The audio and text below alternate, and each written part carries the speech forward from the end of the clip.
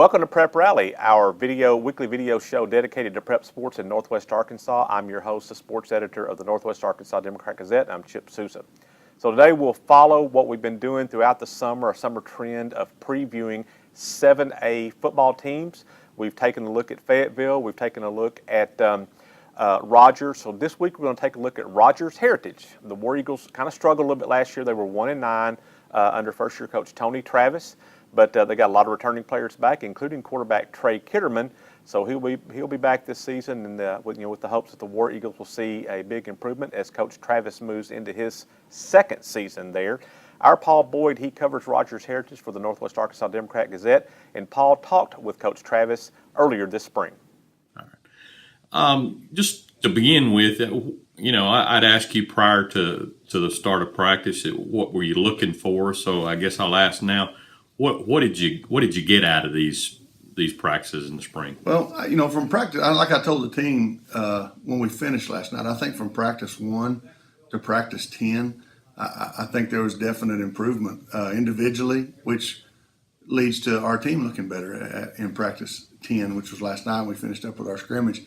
I think that was the biggest thing. We saw individual improvement and players that were very coachable. And when a coach is speaking, we're getting them focused in on what we're trying to teach them, and I think you saw that lead to a little more execution and productivity on the field.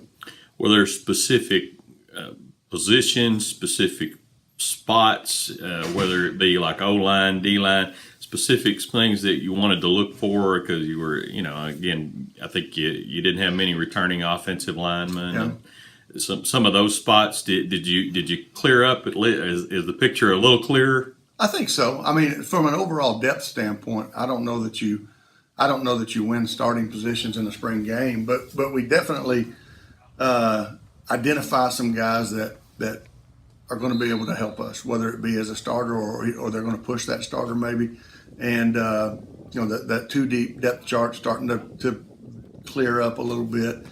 If you go position by position, Matt Allred's a guy I think on the offensive line that didn't play last year. He played on Monday nights last year, but has had a really good spring, and he's somebody that's becoming just a solid tackle on the offensive line for us. And Jacob Lanham's really developed well at center. I think those guys on the offensive line probably have the best spring with our offensive linemen. Receiver wise, we held Jay De La Rosa out. He's still recovering from a hamstring injury that he got during track, and so Jay was out there kind of coached De La Rosa this year a little bit, helping the younger guys. But we know what we're going to get with him when we get him back. And Zach Gall got in late. He was in soccer. Our soccer had a real successful season. They were in the state semifinals, and we got Zach back for the last 3, maybe 4 practices.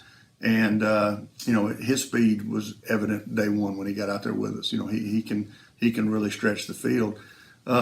But overall, through the 10 practices, I think Dylan Moore and Seth Curran really stood out as guys that are not only can catch the football for us, but they don't mind doing the dirty work, blocking for each other, blocking for their running backs, doing what's asked of them. And senior Brendan Collins is another guy that catches the ball really well and had some catches last night. How about on the defensive side? What specific positions or areas where you really, I guess, looking at more so than on defense, really across the board.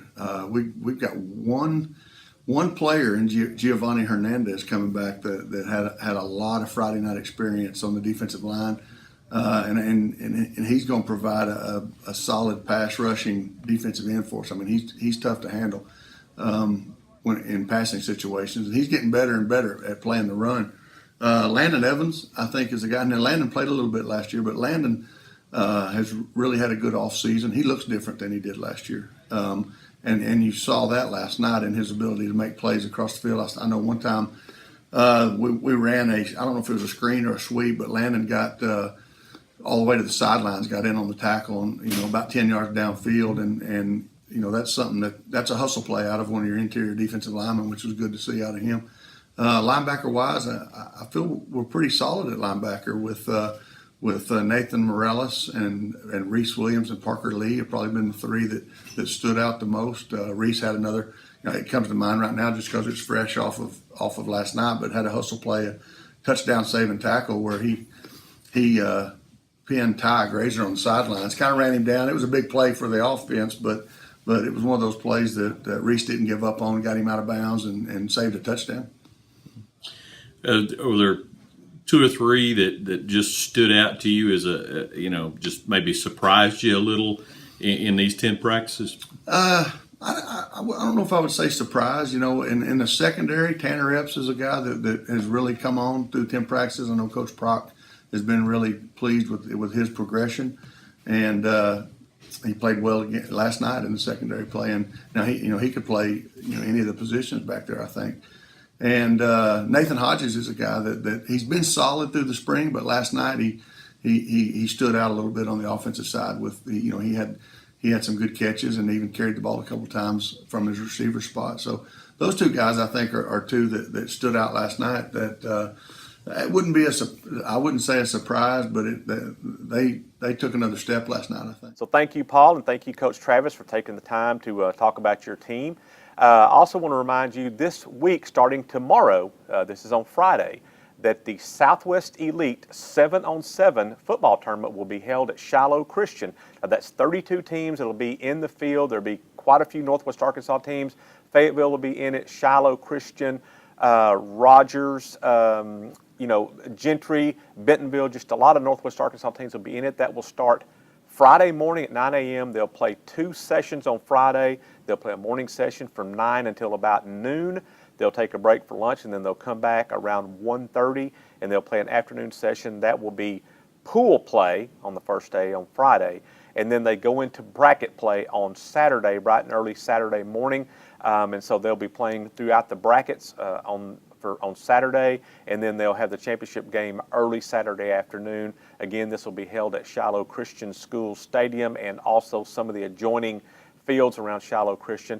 Now, if it's like it has been in the past, there is rain forecast for Friday morning, and this event always brings in the rain, so there could be a chance that some of these games could be moved to turfed fields because other than the stadium at Shiloh Christian, it's turfed, but the other fields that they use are natural grass, and so if they get to be muddy, they could move some of these games, but hopefully that will not be the case. Hopefully the rain will hold off and there won't be any scheduled changes. But that is the Southwest Elite 7-on-7 tournament.